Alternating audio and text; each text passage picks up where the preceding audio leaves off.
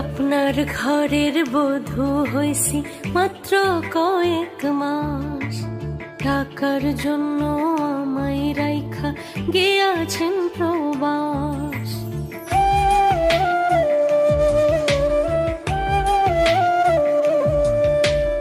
আপনার ঘরের এই শ্বশুর বাড়ি আইসায় আমার জ্বালা জ্বালা লাগে, এই শাশুড়ির যে তাল বাহানা ভালো আর না লাগে। পারতাম যদি চইলা যাইতাম আবার বাবার ঘরে, রাজকুমারী হইয়া কাটাই দিতাম জীবনটারে।